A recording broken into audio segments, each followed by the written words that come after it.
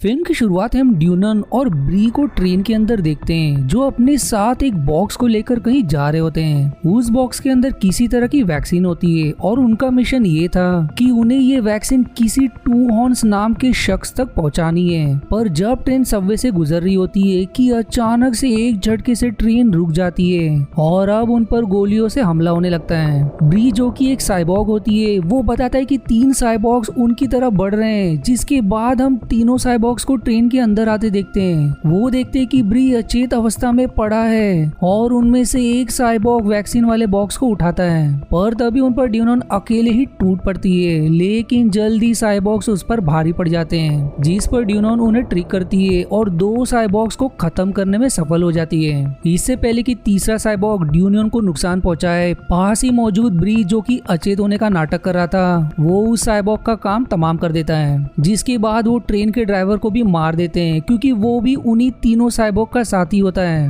लेकिन आगे ट्रैक्स ही नहीं होते और उनकी ट्रेन का अंत में एक्सीडेंट हो जाता है, जिसमें ब्री बुरी तरह से घायल हो जाती है और वैक्सीन भी नष्ट हो जाती है। जिसके बाद वो टू हॉर्न्स के अड्डे पर जाने के लिए निकलते हैं और अब हम आसपास टूटी फूटी बिल्डिंग्स देखते हैं, जहां उनकी बातों से पता चलता है कि ये दुनिया वर्ल्ड वॉर 3 की बात की है। दोनों अब टू हॉर्न्स के अड्डे पर पहुंचते हैं जहां वो उनसे वैक्सीन की मांग करता है, लेकिन ब्री कहता है कि तुमने रास्ते में हम पर हमला करवाया इसलिए वैक्सीन नष्ट हो गई। जिस पर टू हॉर्न्स आग बबूला हो जाता है और अपने साथियों को इशारा करता है, जिससे सभी लोग दोनों पर बंदूक तान देते हैं। टू हॉर्न्स अब उनके करीब आता है और ब्री से कहता है कि तुम्हें यहाँ सर्वाइव करने के लिए मेरी जरूरत है, इसलिए तुम्हें मेरे द्वारा दिया गया काम सही से करना होगा। लेकिन ब्री उसको जवाब देती है कि अब से वो उसके लिए काम नहीं करेगी और वो ड्यूनन के साथ वहाँ से जाने लगता है। पर ब्री के साथ 2 कदम चलते ही वो लड़खड़ा जाता है, जिस पर ड्यूनन टू हॉर्न से मदद मांगती है कि वो ब्री का इलाज करवाए और बदले में वो उसके लिए काम करेगी। जिस पर टू हॉर्न्स ड्यूनन को एक लाइटर देता है और कहता है कि इसे मैथ्यूज को दे देना जो ब्री का इलाज कर देगा, और साथ ही साथ वो उन्हें ये भी कहता है कि वो शहर में जाकर उसके लिए हथियार कलेक्ट करे और यही उनका मिशन है। जिसके बाद दोनों मैथ्यूज के पास जाते हैं और उसे वो लाइटर दिखाते हैं, लेकिन मैथ्यूज ड्यूनन को वो लाइटर वापस करके कहता है कि ये मेरे किसी काम का नहीं। जिसके बाद वो ब्री का चेकअप करता है और उसे फुल रिचार्ज भी करता है। दरअसल साइबॉग उन इंसानों को कहा जाता है जिनके शरीर में मशीन्स लगे हुए होते हैं, इसलिए मैथ्यूज ने ब्री को रिचार्ज किया ताकि उसके इलेक्ट्रिक पार्ट्स काम कर सके। अगले सीन में ब्री और ड्यूनन शहर के बाहरी हिस्से में होते हैं, जहां ब्री आसपास की चीजों को एनालाइज करके बताता है कि यहाँ ऑस्ट्रिच 117 नाम का अटैक ड्रोन्स है जिन्होंने लोगों को फंसाने के लिए ट्रैप्स लगा रखा है। फिर तभी ड्यूनन देखती है कि उसी ट्रैप की तरफ एक गाड़ी बढ़ रही होती है, जिसे देखकर ब्री बताता है कि इसमें एक लड़की और 3 साइबॉग्स हैं, जिनमें से 2 साइबॉग अटैक टाइप के हैं और बाकी बचे एक साइबॉग की पहचान वो नहीं कर पाता। ड्यूनन उस गाड़ी के लोगों को ड्रोन से बचाने के लिए उनकी तरफ भागती है, लेकिन अब तक उन पर ड्रोन का हमला हो जाता है, जिसमें गाड़ी पलट जाती है। गाड़ी से अब लड़की और अननोन साइबॉग निकलकर पास ही छिप जाते हैं और बाकी बचे साइबॉग्स को ड्रोन मार देते हैं। जिसके बाद वो ड्रोन्स उन दोनों को मारने पड़ते हैं, लेकिन ड्यूनन आकर उन्हें बचाती है और दूर मौजूद ब्री भी उन ड्रोन्स पर गोलियां बरसाता है, जिससे वो वहीं नष्ट हो जाते हैं। फिर भी उनके पास आता है और उस साइबॉग को देखकर कहता है कि मैंने तुम्हारे जैसा साइबॉग कभी नहीं देखा। जिस पर वो साइबॉग, जिसका नाम ऑल्सन होता है, जवाब देता है कि मैं मशीन से ज्यादा इंसान हूँ। दरअसल ब्री समेत बाकी साइबॉग्स के शरीर के ज्यादातर हिस्से मशीन से बने थे, जबकि ऑल्सन के शरीर का कुछ हिस्सा ही मशीन से बना था। ऑल्सन उन्हें ड्रोन से बचाने के लिए धन्यवाद करता है और वो ब्री से उस गाड़ी को वापस से खड़ा करने की विनती करता है। ड्यूनन उस लड़की से अपना नाम बताता है और उसका परिचय पूछता है, लेकिन वो लड़की कुछ नहीं कहती। जिसके बाद ब्री गाड़ी को उठाने लगता है, लेकिन वो उसे नहीं उठा पाता। जिस पर ऑल्सन कहता है कि तुम्हारे लिए ये काम तो कुछ भी नहीं होना चाहिए, जरूर तुम्हारे पुर्जों में कोई दिक्कत है, इसलिए वो ब्री की जांच करने के लिए इजाजत मांगता है। जिस पर ब्री मना कर देता है, लेकिन ड्यूनन के कहने पर ब्री राजी हो जाती है और ऑल्सन उसके अंदर मौजूद एक खराब चिप को निकालकर फेंक देता है। जिसके बाद ब्री बहुत ही आसानी से उस गाड़ी को सीधा खड़ा कर देता है। ऑल्सन अब ब्री और ड्यूनन से कहता है कि उसे और उस लड़की जिसका नाम आयरिस होता है, उन्हें उनकी मदद की जरूरत लगेगी, इसलिए क्या वो उसके साथ चल सकते हैं। जिस पर ब्री जवाब देता है कि वो अनजान लोगों पर भरोसा नहीं करता। पर तभी उसे किसी हेलीकॉप्टर की चॉपर की आवाज आती है, जिसके बाद सभी पास मौजूद बिल्डिंग में छिप जाते हैं। हेलीकॉप्टर से कुछ लोग निकलते हैं हैं जिनका बॉस टेलोस नाम का एक एडवांस साइबॉर्ग और साथ ही साथ एक ह्यूमनॉइड निक्स भी होता है। निक्स वहाँ पड़ी गोलियां और टूटे हुए ड्रोन्स को देखकर कहती है कि इन्हें किसी बड़ी स्नाइपर गन का इस्तेमाल करके नष्ट किया गया है। वो आगे ये भी बताती है कि जो भी लोग यहाँ थे वो अब शहर की तरफ गए होंगे, जिसके बाद वो सब वहाँ से चले जाते हैं और उनके जाते ही ब्री, ड्यूनन, ओल्सन और आयरिस भी शहर की तरफ बढ़ते हैं। रास्ते में ड्यूनन ब्री से कहती है कि ओल्सन ने इतनी आसानी से तुम्हें ठीक कर दिया जबकि मैथ्यूज नहीं कर पाया। हो ना हो मैथ्यूज ने तुम्हारे अंदर वो खराब चिप डाली होगी, क्योंकि मैथ्यूज टू हॉर्न्स के लिए काम करता है। इधर शहर में टू हॉर्न्स के अड्डे पर टेलोन अपने साथियों सहित पहुंचता है और उसे किसी लड़की के बारे में पूछता है। दरअसल वो आयरिस की खोज में था। टू हॉर्न्स कहता है कि वो किसी लड़की को नहीं जानता, जिस पर टेलोन उससे पलट सवाल करता है कि क्या उसने किसी साइबॉर्ग को हायर किया है, जिस पर टू हॉर्न्स को चमकता है कि जरूर ब्री और ड्यूनन ने कुछ गड़बड़ की है।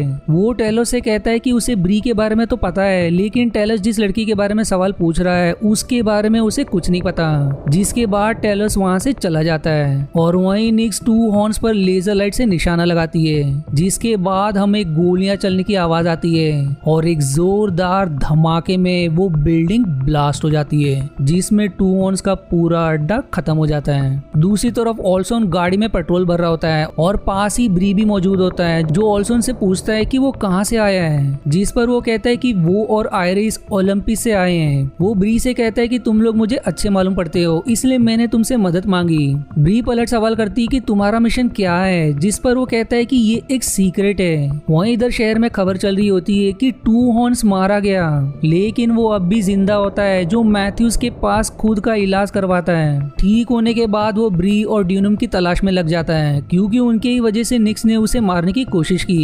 दूसरी तरफ अब शहर में रात का समय दिखाया जाता है, जहाँ ब्री पहरा दे रहा होता है और आयरिस सो रही होती है, जिसके साथ ओल्सन और ड्यूनन भी होते हैं। पर तभी ब्री को कुछ आवाजें आती है और वो ड्यूनन से कहता है कि यहाँ कोई टैंक लेकर आ रहा है, जिस पर ड्यूनन कहती है कि जरूर ये टू हॉर्न्स का ही है। जिसके बाद ओल्सन और आयरिस छिप जाते हैं और ब्री और ड्यूनन उनका सामना करते हैं और उनके विरुद्ध कई देर तक बहादुरी से लड़ता देख ओल्सन भी मदद के लिए कूद जाता है और जाते वक्त आयरिस को एक ग्रेनेड दे जाता है और ये भी कहता है कि अगर उसे कुछ हो गया तो आयरिस अपने मिशन के बारे में ड्यूनन और ब्री को बता दे, क्योंकि वो लोग उसकी मदद जरूर करेंगे।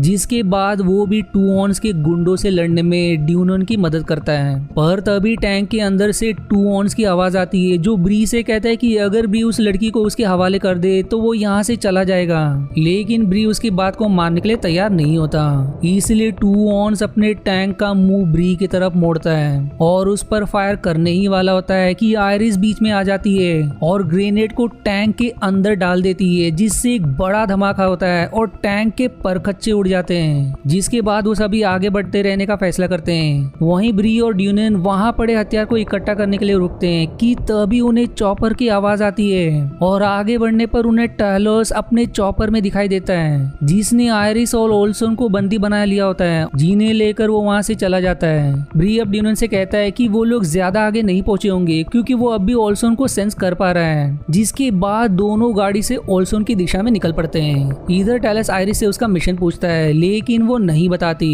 जिसके बाद टेलस ओल्सन के शरीर में लगे मशीन वाले हिस्से को रीड करता है, जिससे उसे उनके मिशन के बारे में पता चल जाता है। जिसके बाद वो ओल्सन को जान से मारकर चॉपर से नीचे फेंक देता है। दूसरी तरफ ब्री और ड्यूनन ओल्सन के सेंसर का पीछा करते करते उसकी लाश तक पहुंचते हैं, जहां उन्हें ओल्सन के हाथ में एक चिप मिलती है, जिसे ब्री अपने मैकेनिकल शरीर में लगा लेता है और उसे इससे मिशन की लोकेशन का पता चल जाता है। जिसके बाद हम टेलोस और उसकी टीम को किसी अनजान वेयरहाउस जैसे लोकेशन पर जाते देखते हैं, जहां पहुंचकर उन्हें कुछ नहीं मिलता, लेकिन टेलोस जमीन पर मौजूद मशीन के कुछ बटन दबाता है और देखते ही देखते वहां नीचे जाने का रास्ता निकल आता है, जिसमें सभी प्रवेश कर जाते हैं। इधर ब्री और ड्यूनन भी उसी वेयरहाउस तक पहुंचते हैं, क्योंकि यही मिशन वाली जगह थी। वो वहां पहुंचते ही एक टेलोस के साथी पर हमला कर देते हैं और आयरिस को बचाने के लिए नीचे जाते हैं। टेलस नीचे मौजूद एक बहुत बड़ी मशीन को देखता है, जो कि एक बहुत शक्तिशाली हथियार होता है, जिसे नष्ट करने के लिए ही आयरिस और ओल्सन आए थे और यही उनका मिशन था। वहीं टेलस के साथी ब्री और ड्यूनन पर भारी पड़ने लगते हैं कि तभी वहां टू हॉर्न्स की एंट्री होती है, जो अब भी जिंदा होता है। वो अपने साथ एक बड़ा आर्मर लाया होता है, जिसे वो ड्यूनन को देता है। ड्यूनन अब उस आर्मर के अंदर जाती है और आयरिस को बचाने के लिए टैलस का पीछा करती है। दूसरी तरफ अब ब्रिक्स का सामना निक्स से होता है, जहां पहले तो निक्स ब्री पर भारी पड़ती है, लेकिन आखिर में ब्री उसका काम तमाम कर देता है। इधर टैलस आयरिस के साथ उस विशाल सी मशीन के अंदर प्रवेश करता है और आयरिस की आंख से स्कैन करके मशीन को एक्टिवेट भी कर देता है, जिसके बाद वो मशीन वहां से निकलकर बाहर आती है और एक बड़ा हमला करती है जो सीधा शहर तक जाता है और जाकर एक बिल्डिंग को लगता है, जिससे वो बिल्डिंग वही तहस नहस हो जाती है और शायद उसके अंदर मौजूद लोग भी मारे जाते हैं। बाकी सब भी उस मशीन का पीछा करते हैं, लेकिन उस मशीन में बहुत से हथियार लगे थे जो उन पर हमला कर देते हैं, जिसके बाद टू हॉर्न्स अपनी गाड़ी से उस मशीन का पीछा करता है और किसी तरह ड्यूनन को उसके अंदर पहुंचा देता है, जिसके बाद ड्यूनन अंदर जाकर टेलस को गोलियों से भून देती है और आयरिस के साथ मिलकर उस दैत्यकार मशीन में लगे हथियारों को एक एक करके नष्ट करने लगती है। वो लोग अब उस मशीन के कमजोर हिस्से का पता लगा लेते हैं जिस पर वार करने से वो मशीन नष्ट हो सकती है, लेकिन इसके लिए ड्यूनन और आयरिस को मशीन से बाहर आना होगा, वरना वो भी मशीन के साथ मारे जाएंगे। समय रहते ड्यूनन बाहर तो आ जाती है, पर तभी टैलोस उसका पैर पकड़ लेता है, इसलिए आयरिस दरवाजे को गिरा देती है, जिसमें दबकर टैलस की मौत हो जाती है। ड्यूनन अब आयरिस से कहती है कि वो भी बाहर आ जाए, लेकिन आयरिस मना कर देती है और कहती कि अगर वो बाहर आ गई तो ये मशीन अपनी सुरक्षा कवच को बना लेगी, जिसके बाद इसे नष्ट नहीं किया जा सकेगा। इसलिए वो ड्यूनन को मशीन से गिरा देती है और वायरलेस सिस्टम की मदद से ब्री से कहती कि हम दोनों मशीन से बाहर आ गए हैं, इसलिए तुम मशीन के वाइटल पार्ट पर अटैक करो। जो ब्री ऐसा ही करता है, जिसके मदद से मशीन नष्ट हो जाती है, जिसमें आयरिस भी मारी जाती है। दुनिया को इस विध्वंसकारी मशीन से बचाने के लिए आयरिस ने खुद का बलिदान कर दिया।